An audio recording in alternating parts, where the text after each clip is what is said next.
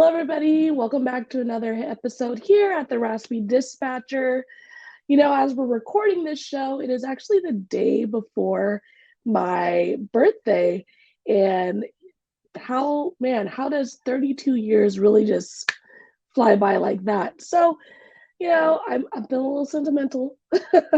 and, as I'm starting to talk with more people and really reflect on my journey in dispatch, my journey in life, I just wanted to take a moment to express my gratitude for everybody who's helped me along the way in every step of my journey, from basketball coaches to family to friends to mentors and professionals in this field. They've really, especially anyone who's listened to me go on about my idea of the Recipe Dispatcher, 3 in the morning while taking 911 calls. I truly appreciate this, and I wouldn't be here today without each and every one of you. So I am so thankful for that.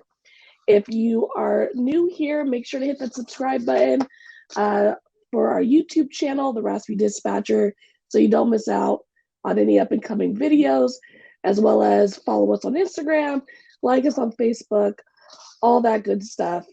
So to wrap all that up, today we are talking to Cassie from First Responder Wellness. She's a former dispatcher, pretty fresh out the game. So she's going to come on, talk about her experience and the awesome company that she's working with that's helping dispatchers and first responders in general. Hello, Cassie. Thanks so much for joining us. Thanks, Ashley, and also happy birthday. So great. Thank you.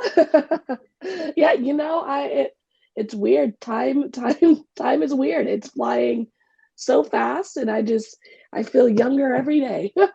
Well, and it goes by faster. Someone told me that the older you get, the faster it goes by, and it does. And even the last few years, it's gone by faster and faster. And I'm like, okay, it's very scary. It really is. I'm like, we can slow that a little bit. Yeah. So again, thank you so much for coming out today. We just wanted to kind of tell everybody a little bit about yourself, your story. We'd love to hear about it.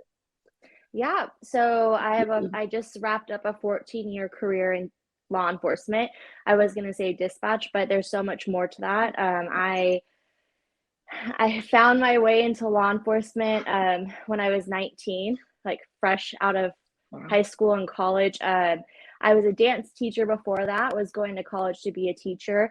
And I realized really quick that that wasn't for me. I was already burned out at 19. I'm like, how does that happen? So what now? But I had two friends who were already in law enforcement, and they were young also, but it seemed so exciting. And they were always talking about like their day-to-day life. And every day I'd be like, tell me more, tell me more, tell me more. And I think they would get tired. One in particular, I think, got tired of me asking all the time, like, would you just apply already? And so I was kind of like, what do you mean apply? Like, I know nothing about this. And I don't even think I even dreamed of doing anything like this. I didn't even know this was an option for me. And next thing you know, I applied to 2 cities really close to each other. One picked me up faster. I went out into the field and started working in the traffic division, parking enforcement, Beach City. Living the dream, as I would call it. Like, really, I was. Yeah. Especially during the summer, it was so beautiful and amazing. And here I am, 19 years old, smiling, handing people parking tickets. And it really came off sarcastic, but really I was just a really bubbly, happy girl who was just like, I'm just living my best life. Really quick after that, I got asked, I started that fork in the road where I was still living at home. Parents were kind of like, hey, you need to either go to school or have a full-time job. So I was kind of trying to decide what next.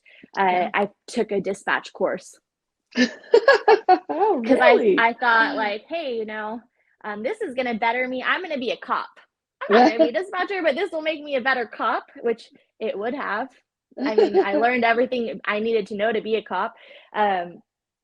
One of my teachers in Dispatch Academy actually prepped me for my oral boards to work in the jail.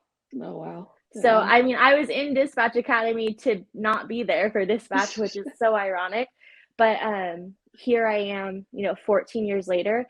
The mentors in that class I still I now teach with, which is so That's amazing. awesome. Like I've stayed in touch with all those people. And so who would have thought that my career would have shifted the way it did? So I went to traffic, went into the jail, became a jail officer for a couple of years, and then ultimately became a dispatcher. And I moved around departments. And I learned recently by some friends, some police officer friends, they called it transient policing. And then I kind of laughed because it's the, benefits are not what they used to be. And so now it's more of a we're hopping around departments. And I did that. I hopped around for opportunity and what I thought would make me happy, moved around. I thought I was going to be the deputy chief at my department, civilian deputy chief. And that didn't work out because my path took me a different way. And that kind of leads me into my story. When they hire you and put your application in, we go through this really rigorous process and background packet and everything.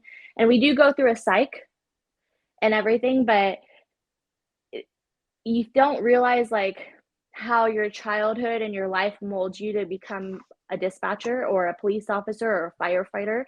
And, add in some childhood trauma, some sexual abuse, and some learning some really poor coping skills in your life, and you're cut out to be a dispatcher. Yeah. And so I had a childhood where I grew up in a family that, unfortunately we didn't express emotions in a healthy way.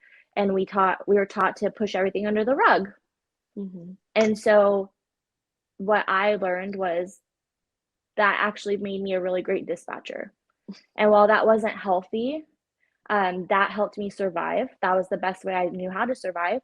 I got into law enforcement, and that's what law enforcement did, right? Like, show must go on. Let's push everything under the rug. Keep the show going. Next call. Next call.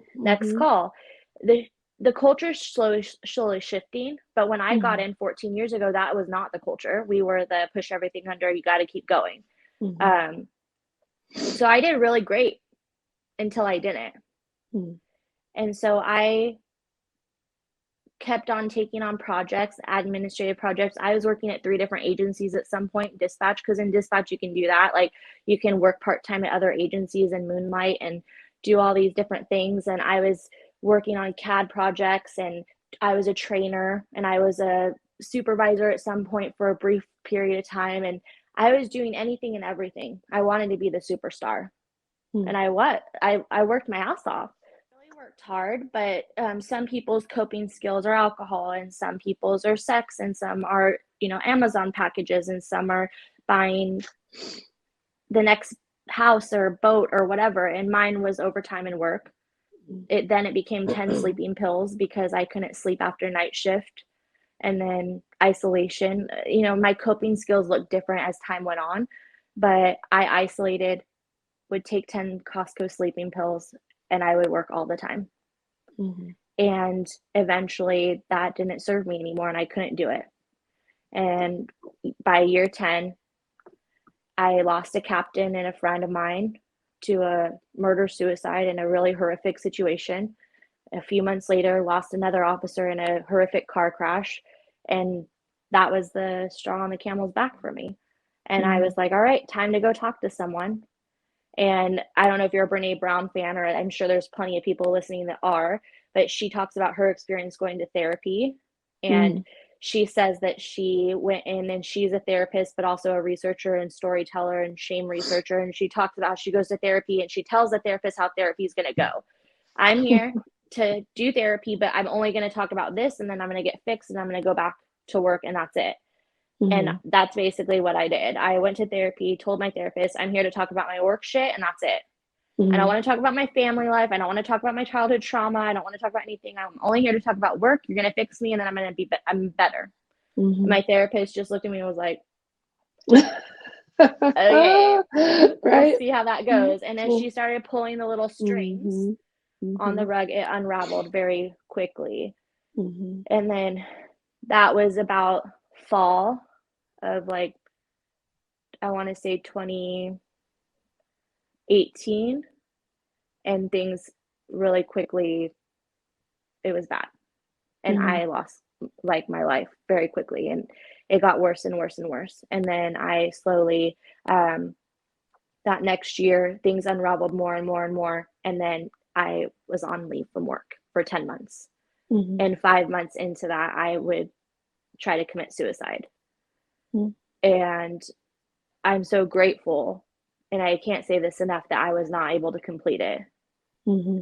Because one, I wouldn't be able to be here today. I wouldn't be able to help other first responders. And I did ask for help, and I did go to treatment. I went to a Gen Pop program, as I call it, because as first responders, right, like that's how we relate. Yeah. But when I did ask for help, I was given the EAP, which in most cases are not conducive for first responders. They're for everyone, for Gen Pop programs. So I did what I could, and I got help, and it worked for me. Mm-hmm. Afterwards, this is how I found out about first responder wellness. So this is where everything starts to tie in. Mm-hmm. I went to some support groups, and it's called the First Responder Fellowship. And I started going to these peer-run fellowship groups where first responders can go and just share what's on their mind. More trauma-based, PTS, that kind of thing. We just go and share for a few minutes. It's a safe place, other first responders, and it's first responder only. And they're all over California, some in person, some on Zoom. We have one like every night of the week now, pretty much. Awesome. And it's a really amazing space, and it's grown, and we give the format away for free. It doesn't cost anything. People can start them anywhere they want. But I found this support group, and I still go. This was 3 years ago. And at the time, the in-person one was held at First Responder Wellness. And I was like, where was this? Right? Like, mm-hmm. I could have saved a lot of heartache just coming to this program. Yeah. So I watched, but I was skeptical at first, because as first responders we are, and I was kind of like, is this program really doing what they say they are doing? Like, what do you mean you're a first responder program? Like, does that even exist? So I sat back and watched for a while. Yeah. Mm-hmm. And then as months went on, and I watched the people going through the program, and I saw the healing and the magic that was happening. I was like, holy shit. Like, this place, there's something about this place. Yeah. And there really is something about this place. And then I decided I need to work here. So my healing journey, I'll come back to that. My healing journey, there was a lot of components to it. I did inpatient treatment. I did outpatient treatment. I went to retreats. I went to support groups, and I still do therapy. And I still do keep up on my recovery every single day, because it's important to me. I don't ever want to get back to that place. Mm-hmm. I retired a few months ago, and I know that was something that we wanted to talk about, that what it looks like after dispatch, that there is life after dispatch, that mm-hmm. for those that are retiring, whether you're 5 years in, 10 years in, 15 years, or you've worked a whole 30-year career, because now you have to work 30 to 40 years because of the retirement system. But like, mm-hmm. Your life doesn't end just because you retired. Like, there's so much out there for you to do, whether you go work at a coffee shop or Disneyland, or there's so many different options there, but there's amazing things out there. My transition out was harder than I thought it was going to be. I already was working. I was doing this. I've been working here a year. I started literally this week a year ago. Oh, wow. Which is so amazing. Mm-hmm. So I had already tiptoed in thinking that, like, oh, I'm totally 100% ready to give it up. And then it was a lot harder to give up the headset and the badge than I thought it was. Mm-hmm. And there's something about walking out of the brotherhood mm-hmm. that you don't realize when you step out of the uniform and you walk away, that means something. You still have your friends, some of them, but like out of sight, out of mind. Like, unfortunately, there's something about that. Like, I learned that when I lateral fear of agencies. Missing out, that fear of missing out, yeah, for sure. Mm-hmm. Like, and especially with social media now, you see all the pictures and the things going on, and you're kind of like, oh, I'm not there. Mm-hmm. it's just, I kind of realized that too. This is the first year in 10 plus years that I'm not working 4th of July. 4th of July, which I know is like, like, I was No, kind it's of so like, true. It's I'm like, like, yeah, now what? Like, and yeah. one of the girls texted me and said, well, what are you going to do with yourself? And I'm like, I'm I gonna wish call I knew. 911. I'm gonna call Yeah. 911 and tell them I hear people Shots shooting in the fired. area, Yeah. and I know what they sound like because Yeah. I worked in Exactly. law enforcement. That's what I'm gonna Right. do. I know. I'm going to harass you guys. What do you Oh, mean? Like, yeah, I what do think you mean? 4th of July was like, it's a mandated holiday for us. We're beach cities over Mhm. here. And like, Oh, it yeah. was honestly, I know it was mandated and a lot of people hated working it, but it was one of my favorite days to work. I got to see a lot of my friends from other agencies, and I always got to do like something special because I got to go rally all the radios from everyone at the end of the night, which seems so silly, but Mhm. I loved doing that. And Yeah. it gave me something to do, but like, and we got catered food, so it was always like really delicious. I'm always for the food, yep. Yeah, me Mhm. too. So it's like silly stuff that like you don't think about. Like now I'm like, well, what do I do now? I haven't ever had a 4th of July in 10 years. So it's like I gotta find Mhm. things to do. So silly transitions, but like things you don't think about. Yeah. No, for sure.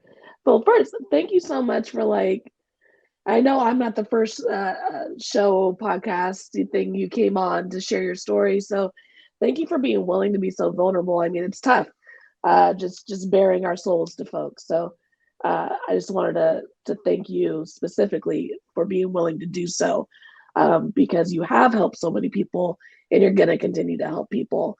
So I do appreciate that. And I just wanted to touch on a few things was first and foremost getting in the game at 19 years old. Like, I know 19-year-old Ashley, and I couldn't imagine 19-year-old Ashley answering, 911 calls and like just being this pillar for folks who are going through crisis for 12-hour periods, 4 to 5 days a week, um, 365 days a year. Though I am a big advocate for people get into this career early so they can get out earlier and be financially set, um, instead of having and going to school while doing the job. Like, I think it's a great option for all those things. But how do you think, looking back, being 19 years old, starting, that had a really huge effect on how you grew in this job? Because I think I started I'm trying to do math, when I was 27, 28. So I had life under me, coming into this role. How do you think that kind of differs starting at 19 in this line of work? I think there's pros and cons to both, right? Like I hear a lot Mhm. of agencies now. I jokingly have said recently, like in the last year or two, that I don't think my agencies would have hired me now with Mhm. the way that they hire now. I don't think they would have hired me at 19 because they look for life experience, right? Like I Mhm. hear that so often now. They want people with life experience. Well, at Mhm. 19, I didn't have any life experience. I was Yeah. just a kid. But there's benefits, right? They can mold you Mhm. as a new dispatcher, and back then I was not hired in as a dispatcher. I was jail and traffic and everything. I was basically a cadet, so to speak, at the first part. Mhm. But you mold in, whereas like if you come in with life experience, you're going to come in with bad habits, I guess. Like that's how I would say it. Or like a lateral dispatcher, that's what we would call it, where you Mhm. already have habits. Yeah. So there's pros and cons.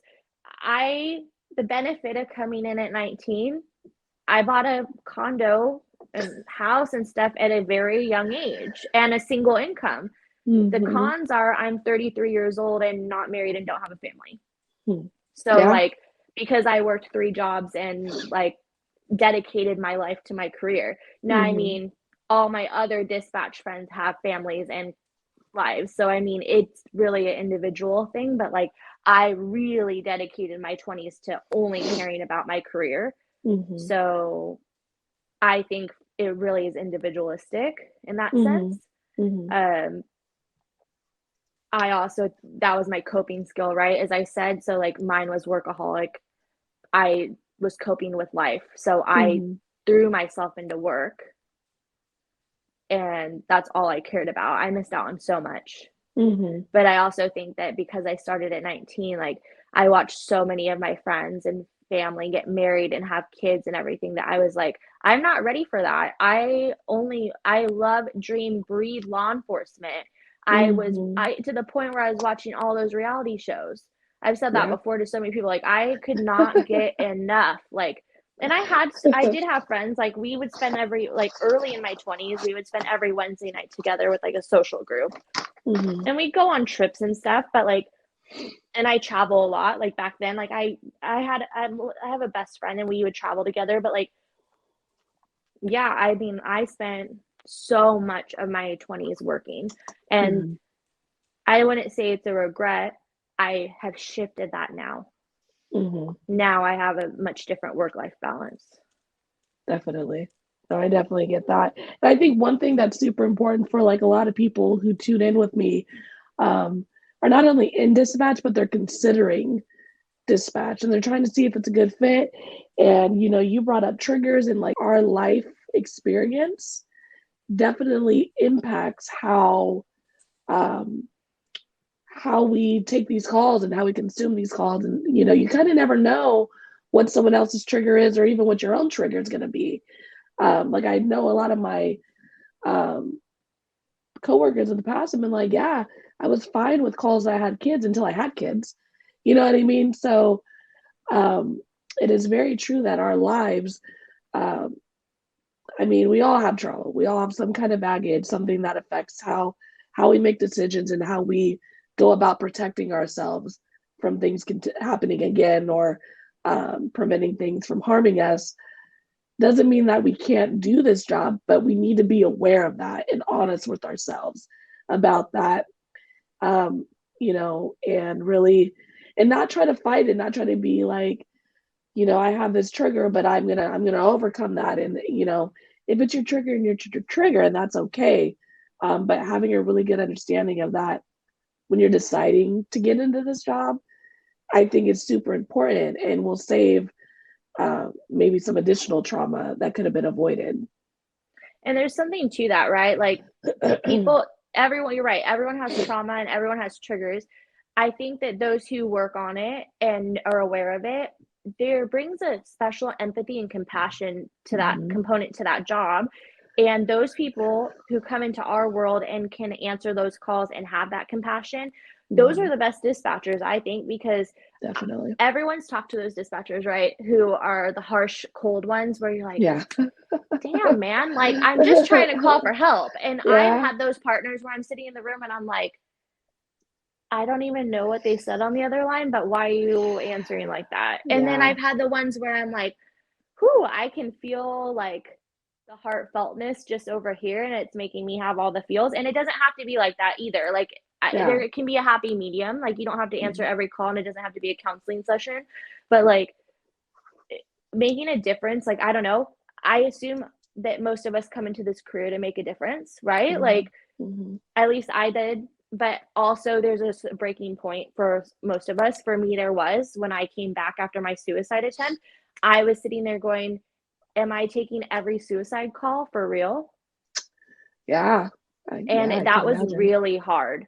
Yeah. And there was a point where I was like, oh, I don't know if I can do this anymore. And then I got through that. Like Mhm. it wasn't every suicide call, it was a specific type, the ones that were doing it the way that I was trying to do it. And Mhm. then I got through that. And yeah, I mean, I most of my friends that have kids, it's the kid calls, and then like there's it is certain triggers for certain people, and it just makes a difference. But Mhm. there's a certain like when I came back from treatment, I'll tell you what, I have a huge different compassion for people with addiction, Mhm. whereas I did not have that before. Yeah. So I think that having those makes us human. Whereas if you just Mhm. come in and you're a robot, I don't think those people are the right people either. Yeah. No, 1,000%. And I remember my academy was actually really, they did a really good job at bringing in like the peer support for our department and creating space to be like, yeah, people in this line of work, first responders, they do go to alcohol, they do turn to drugs. They do find different ways to cope with this trauma and they did speak about as a culture historically, the movement hasn't been like it's okay not to be okay. It's been sweep under the rug, as you mentioned, in the past. Like, I'm Superman, Superwoman. I can do anything. And now we're really shifting to a time in this career where we're doing peer support. We're creating spaces to gather and really connect and talk about the experience they've had because it's so unique to this line of work. I go to a party, people ask me like, "Oh, how was work?" And it's like, do you really want to? I know. So, or they ask like, "What's the worst call you've ever had?" And I'm like, I don't think we want to talk about that. That can get awkward real quick, So, yeah. We're definitely, I think, in a place where we're really pushing as departments, which is kind of where the backbone needs to come for some people, to seek that help, to seek those services, to understand our triggers, to confide in each other, our coworkers, our workplace about our triggers and how we're feeling about calls in order to be okay. And support each other is huge. And support each other, yeah. No, 1,000%. And I know that sitting in that academy, listening to those folks talk about those things being new, I wondered like, oh, like what is it gonna be for me? You know what I mean? Because I I don't have any really identified triggers that I've noticed yet with calls. I do have calls that rub me the wrong way, but I haven't found that one thing right when I hear it that I just, my stomach drops yet. And my thought when they were talking about it was, how do I create a system or space or roadmap to navigate prior to that big call happening? How can I create a system to help protect myself where I don't hit an overwhelmed part from having all that trauma being fed to me for X amount of time? I think that looks different for everyone. And like for me, it was that I let my backpack get too full, right? As I would call it. Like because in the beginning, what triggered me wasn't the same things that triggered me in the end. Like before, suicide calls didn't bother me. It wasn't until I had people in my life that were completing suicide, or it wasn't a personal thing in the beginning, and then it was a personal thing, and then car crashes weren't a personal thing, and then suddenly it was. Like it was, events started piling up, and I wasn't offloading the rocks. And so I think something that became an issue for me and that now I've learned to do, because it's the job I had equated this recently. My job now, it looks different in some ways, but isn't. I still have to process trauma and process incidents and offload trauma. I have to take rocks out of the backpack. Otherwise, the rocks in the backpack still get heavy. And so doing self-care, going to support groups, and doing my recovery every day is still important to me. So just like with dispatch, I encourage dispatchers, whether at teaching academy, teaching crisis intervention, supervisor courses, CTO, whatever class, anytime I'm in front of someone, it's like, I make sure like something that meditation's important to me too. That helps keep me even keel. But offloading some of the rocks out of the backpack so the backpack doesn't get too heavy, I think that's where the trauma for me starts to affect me, is that I realize that those triggers, while like on a normal day, that trigger might not be so explosive.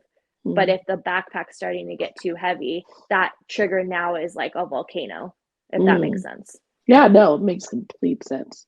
Totally. It's even if you think of it as a minimum and you're just like, I'm just having a rough day, just in general, like a call that wouldn't annoy you is going to annoy you a little quicker, right? So totally, we definitely just have to be cautious and be aware, it's okay to have a rough day. But I think one thing, especially in dispatch, with our shortages and things like that, there can be a little bit of guilt having to use our time that we've earned. Um, and I think we need to get away from that as well. If you are sick, if need that time for your mental health and your space, take it. For me personally, my thought is, we accumulate this time off, this vacation, this PTO, whatever it looks like at your department, to use it. And unfortunately, sometimes in our centers, we're short staffed, and that may cause someone to be forced in and things of that nature. But I'm never, me personally, and I know this isn't everyone, I'm never going to be upset of being forced to stay because my coworker's sick or my, like life has happened. And of course, that's not accounting for people who misuse the system. But I want people to really use their time and take the time to take a day to unload the rocks, like whatever that looks like for you. Because I would rather my partners, my coworkers, be feel strong and feel healthy and feel prepared to come take on more trauma, because that's what we're doing. Even if we don't notice that it's slowly starting to fill our backpacks, like it is, whether we acknowledge it or not. So really, I'm really an advocate for using our time and taking those spaces to really provide that self-care to ourselves. Well, in 100%, I agree. And same when I was there, because also if they're coming in and they're not on their best, or they're struggling, or they're adding more rocks and they're already full, that becomes a liability at that point. Because now not only are they just having a bad day, or they're not feeling good mentally, physically, whatever, now it's putting everyone else at risk, officers, fire, the caller, what have you. Like, it's a whole other ball game at that point. So it's like, take the time. Yeah. But it does have that stigma still. It does, for sure. I think we're slowly moving away from it, but it's still hanging in there a bit, definitely. So let's talk a little bit more about first responder wellness. You found it during your journey, and now you're team first responder wellness, which I think is awesome. Can you tell me a little bit more about the company and what you do over there? Yes. So what I do is I work on our outreach team. I'm a public safety advocate. And what that looks like is I go out and either speak to organizations, but mainly speak to agencies and talk to their peer support teams or their associations and tell them about our company. I also go to conferences and set up booths there. I basically am drawing people in to make sure that I can tell as many people about us as possible. That's what I would say. And I got so passionate about that simply because of my journey, because I didn't know about us. So I want to make sure that first responders know that there are resources out there. And so my day is different every day. Some days I'm calling people. Some days I'm doing tours of our facility, having people come out and see firsthand what our facility looks like, meeting our team, seeing the houses that our first responders live in, and also we're doing Zoom meetings talking about our program. Sometimes we're at agencies doing presentations. And then some weeks I'm at conferences. So, really every day is so different, and I absolutely love that. So a little bit about our program. We're an inpatient and outpatient program. So what we like to say is we're a two-phase program. And what is so special about that, and the reason why this is so important, is we can have people come in for mental health or for substance abuse, alcohol, anything really. So if they come in, what's so important is I call it a bubble. They come into the detox house and they have 24-hour nursing care. And when we say a house, we mean an actual house in a neighborhood. And it's a nice neighborhood in Huntington Beach in Orange County. And they're not wearing gowns or slippers, shuffling around or anything. They're just normal houses with first responders only. So this is exclusively a first responder program. And I call it cross-pollination. Like, there's police, fire, dispatchers, border patrol, DEA. Like, we have a little bit of everyone, of the first responder community, corrections, to everybody. So they come in and they stay in their house. And during that, as we call it, first responders like to be given a task list or training. They're really completing their programming there in the house, and their groups and everything. So they're staying there, and they have their nursing staff there. The next phase 2, is more of an outpatient programming with a living component. So it's more like dorm life or college life, where we're starting to ease them back into regular life. And so what I love about that is that anyone can do great in phase 1 in a bubble. Any first responder, especially, you give them a task list or training list and they're going to do great, because we all are really great at being type A and doing functioning with a list. Yes. And so our program's 60 to 90 days, and that sounds like a lot. And especially with first responders, by the time that they're asking for help, it's probably 5 years later than they should have asked for help, because they don't want to admit that they need help. They've already burned through all their time and burned through money. So it's usually really hard to get them to commit to that. But the point is that 60 to 90 day structure is so that they can get into long-term outcomes of success. They go through phase 1 where they're in the bubble, and then we're easing them back into regular life. And I've been around for a few years watching this, and the outcome has been amazing for these people who have done this. And when they get in for the first, they're usually hesitant sometimes when they commit to that first 30 days. But then once they get in and they start seeing the program and they see the other first responders that have been there, they're like, okay, I'm going to stay.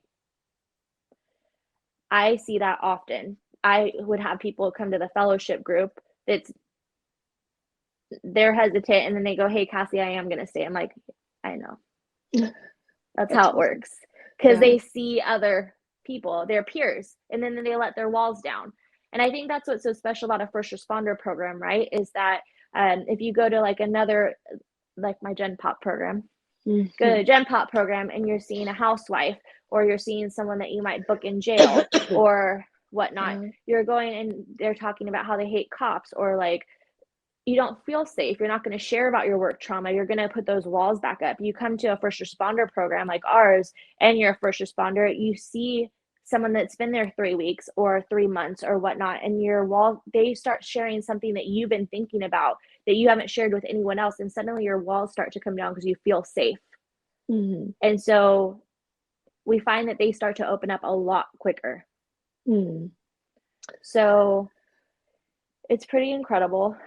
On the second phase, they're able to go to dinner with their family if they're local. They're able to walk to the beach. They're able to ride bikes. They're able to have that. They can go home for the weekend, like if they live up north where you're at, or they're out of state. We have about 60% who are here local in California and 40% who are out of state. I would say like Pacific Northwest, we get a lot of, like Arizona, Nevada, that type of thing, Idaho. So that's like the major component. We also have a big involvement with the family program. We don't believe in just healing the first responder. We also want to make sure we're involving the family. So from day 1, the first week, we involve the family. There's a weekly Zoom that the family gets involved in, where they get to bond with each other. Because at week 5 or 6, we have a 3-day family program that the family gets involved in. And they come in, whether they're from out of state or not, and we put them up in a hotel nearby. And they do a 3-day programming where they do support groups with everyone involved, all the first responders and them, so that they also realize that they're not alone. Because if you raise the first responder up and then send them back to the environment that they just came from, then it's not going to be successful. We need to heal the whole component. No, 1,000%. Yeah. I think you guys are doing like awesome stuff, because, and of course, you know, I wouldn't have thought about this before being in this line of work. It's just how much people don't get, like, the stories and the things that we're exposed to, and the things that, especially folks who are like in the field, you know, touching it, smelling it, and then you have dispatchers who are hearing it, seeing it, like just all these different ways of taking in trauma, multiple traumas throughout a shift. And like you said, like going to, you know, a Gen Pop, as you described it, you know, situation, it's like, I have to spend X amount of time getting you to get there with me, like to understand what our baseline is. And our baseline is already so high, that now I'm working, instead of working on my trauma and the things that I'm here trying to work through, I'm trying to get you to just be at my baseline, and my baseline is so high. So walking into the room with people who are already there, who get it, you don't have to tell me about it, I'm sure is freeing for folks Well, who are and looking to get through this process. the other component is the cultural competency, right? So, Mm-hmm. our not only are the clients our people, but our staff are our people too. So not like Mm-hmm. I'm of course retired, but also from the bottom up, like our behavioral health techs are all anyone in our company is either retired first responders, former first responders, or Mm-hmm. family of first responders. And that includes our clinical team, because we want to make sure that they know that they're not going to be coming in and being asked, well, why are you still doing this work? I've had that happen. I know countless of first responders who have been told by their therapist, well, your job's too stressful, so go find something else to do. I mean, I've had clinicians tell me that. I'm sorry, Cassie, Yeah. like your job's stressing you out, so probably go find something else or stop working nights. That's your main problem. And I'm like, that's not an option. Yeah. Like, I mean, back when I was going through my stuff, like I point blank told my doctors, like, I love working night shifts. I've been doing it for 13 years. I'm not going to stop. So you better Yeah. find a way to make it so I can do it. Fix the Yeah. brain, do something else. Like, I don't Yeah. know, but I'm still doing it. And I did. Like, Yeah. they made it work for me. So we don't want to have therapists that are, that's the other component, right? Like therapists that are scared of our trauma, or we traumatize our therapists. I've heard that so many times too. So Yeah. our therapists are people who get it. And so that's such a big part. Mm-hmm. We want to make sure that cultural competency is there. It's huge. It has to be.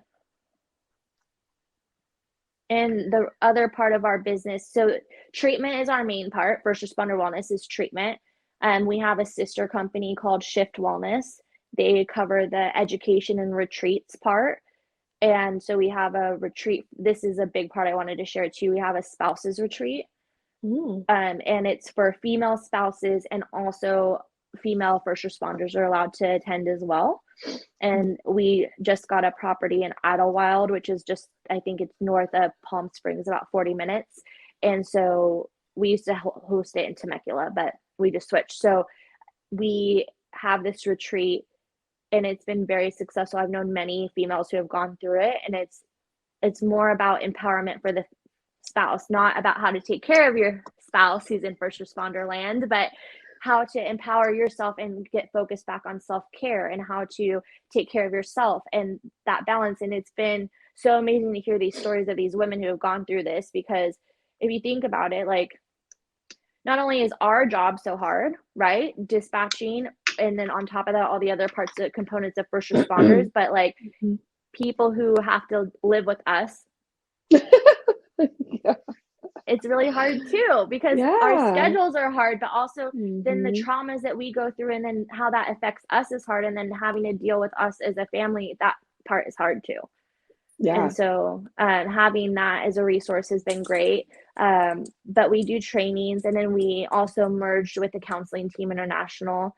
And so we have a lot of moving resources that have been such an amazing part of our company that a lot of people don't know about. There's so many resources now. And Yeah. the fellowship groups is my baby. That's been I just throw that flyer everywhere.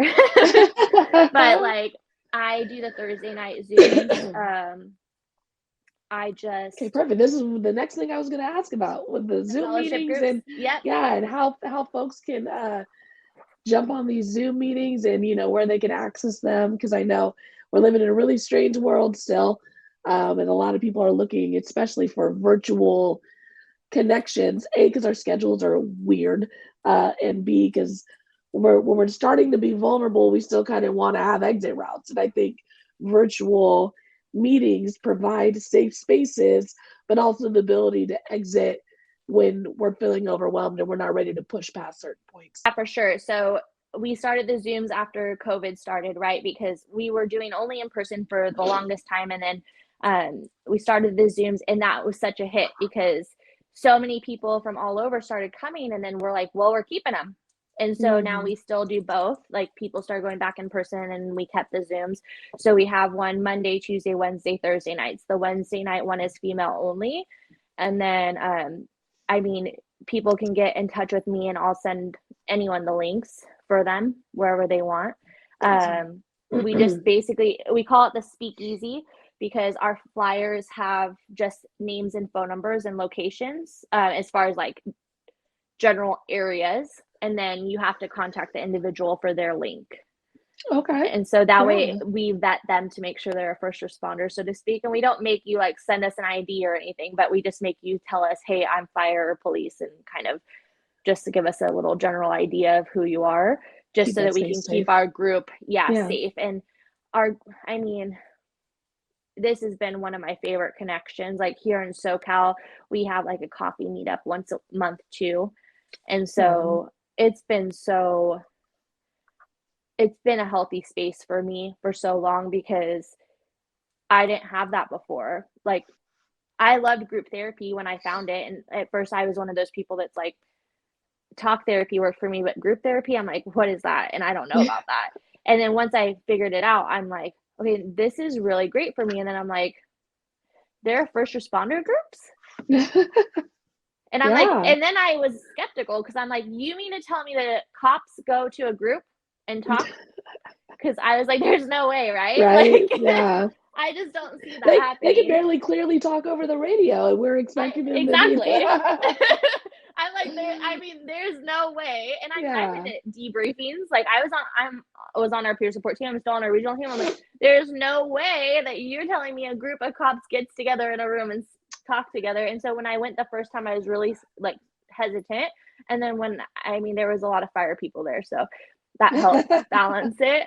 And then these people are my tribe, and I make sure to show gratitude as much as I possibly can, because they have been through so much shit for me, and I try to make sure I'm there for them. And our group is ever changing and growing, but there's a core group of us that have been there the last 3 years together through it all, and continue, and I'm just really fucking grateful for them.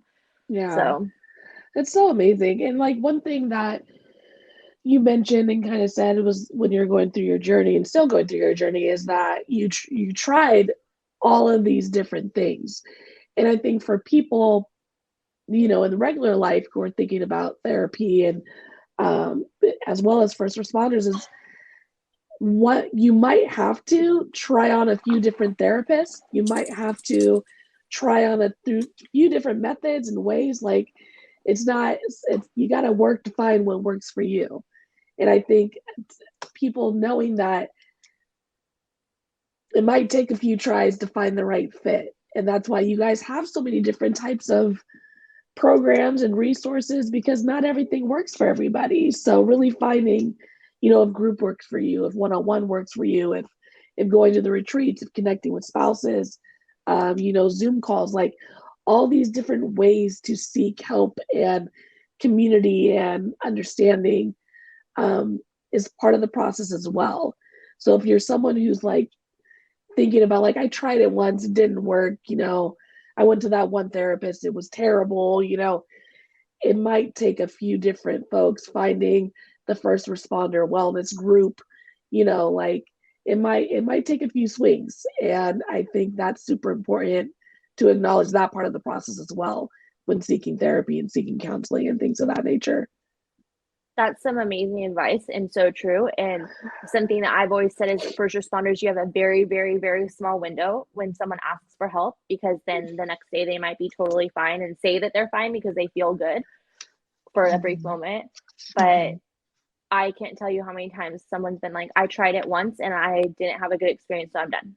But I also see that people will be like, I don't think the treatment's right for me, so I'm going to go to a support group, or try a support group, or try therapy. And then they'll try it for a while, and then they'll be like, okay, yep, I'm ready for treatment. Or do something out of order, so to speak, and then try it for a while or whatnot. So even if you're just brave enough to try one, do it. Because it's worth it to me. And like the saying I always say, it works if you work it, which is the ending of an AA meeting, which to me is like my motto that I still like write down everywhere, because I have to put the effort in every day. Like if I don't, then that's when I start getting back into my shit. So if you put the effort in, it's going to work for you. Definitely. So obviously there's not one thing that I'm sure you have come across that helps you with self-care and things of that nature. But for someone who is just getting started in dispatch, like who is really trying to create a plan and game plan to help reduce and improve self-care, what is something that you have learned through your journey that you wish you would have known, you know, from the start, something that folks listening can add to their tool belt, so to speak, to help them with self-care in this line of work? So for me, as soon as you said that, you're like, if there is one thing for me, it's meditation for sure. And I will tell you, I was always the person who said, I cannot meditate. I have 50,000 tabs open. Like I can't do it. And the reason I couldn't do it was because I did that. Like I started and I continued that habit of having 50,000 tabs open, and I never practiced. Meditation is a practice. So I had to start small and keep practicing, and now I do it daily, and it became a thing. And then when I went back to work after going through recovery, I had to do it every day, and when I didn't, I would get shitty. So like I would notice that I was answering the phone and I was like, ooh, that is grumpy. So I'm gonna step away for a minute and then I'll be right back. And I would go into our little like sleep room for just, and I'm talking, and meditation can be a scary word for some people, and I know this, and I teach this in like every dispatcher class I teach, and then I'm doing it like at conferences now, and like this is a big deal to me, guys. Like if I can teach in this, however long this podcast ends up being, 55 minutes or whatever, one thing you can take out of this is it. Meditation, 5 minutes, 3 minutes, 1 minute a day, 30 minutes. You don't have to be overzealous, but like 3 minutes. I would get to work, sit in my car. Insight Timer is an app and it's free. You can do a guided meditation. I have a 5-minute guided meditation I do with this female that's on there. I would pop it on my phone, do the 5-minute guided meditation on self-worth, and then I would start my day. Or you can just do their like little timer, set the timer for 5 minutes and do their little ocean sounds. Or you can just listen to music for 5 minutes. Like I also love like the piano, like cover songs, like where it's just like acoustic music kind of stuff, like where it's like not any words or something. Like I do that a lot too, and walk. Like that's also a form of meditation. It doesn't have to look the same for everyone, is my point. You make meditation whatever you make it, but please do that, because it rests your mind and gives your body time to reset. And we see and hear so much trauma, more than normal people, and it causes our bodies to react differently, and our minds and our stress chemicals, and then it affects us long term. And meditation helps to change that back to the way it should be and change our bodies. So it will reduce those chemicals for us. And it's so, so important. That's awesome. I mean, I know one thing that I tell folks too, even like breathing between calls, you know what I mean? Like just taking that moment to just release, inhale, exhale, even like, especially in the midst of getting slammed, it's super important to reset you. Even those small, very small moments when you're really intentional with them. So I can only imagine making that space to do it for 3 minutes, 5 minutes, you know, could even be more beneficial. There's like so many grounding tools that like I have now that I do that too, and breathing is one of them, and it's so important. Definitely. So how do people find you? How can they reach out? How can they see what you guys are all about over there at First Responder Wellness? Yep. So, I mean, for me, I have a work cell phone number, so I'm totally fine with people reaching out on that. Phone number is 714-485 5328. And then our website is firstresponderwellness.com. There is a little dash in there somewhere, but I know you're going to post it, so I'm not worried. Yeah, I got you. Don't worry about it. And then my emails, it's cassie.sexton@firstresponderwellness.com. Awesome. Perfect. And then I'm also on Instagram and on LinkedIn. So all of those are accessible. That is how I found you guys. Instagram. You guys are putting out some awesome content. Seriously, it's really good content. And I look forward to seeing you at APCO. Yes, I am looking forward to going out there. It'll be my first one. So I'm excited and nervous. It's gonna be so big. Cassie, thank you so much for coming on today and sharing all that information about first responder wellness, letting us take a look into your journey. I know it's going to help so many people who are really considering, am I alone out there? Is it, being vulnerable in this line of work is hard. And I just really want to thank you for being willing to come up and share your story with everybody. Yes, thank you so much for having me, and I really appreciate it. And I love sharing about my journey, but also connecting with dispatchers, obviously, and all first responders. But it's special for me to connect with other dispatchers and be able to share about all the tools that help me, but also about first responder wellness, which is so special. Awesome. So thank you again so much, Cassie. I'm going to go ahead and kick you out of here respectfully, and I'll post all of her information, her contact information, her work phone, so you guys can hit her up directly and see what resources are available for you from First Responder Wellness. Thank you all for joining me today on another Let's Talk Dispatch. Cassie, thank you so much, First Responder Wellness, for being willing to come out and be vulnerable, share your story. I know you have and will continue to have help so many first responders, from dispatch to police to fire. The work you guys are doing out there is amazing. If you are looking to connect with First Responder Wellness, I'm going to include all their information in the description of this video, in the bio, in the link. I'll include it all so you can get directly in contact with Cassie and First Responder Wellness to see what they got and what works best for you on your journey. Again, thank you guys so much. Don't forget to subscribe to us on YouTube, follow us on Instagram, like us on Facebook. And until next time, stay raspy.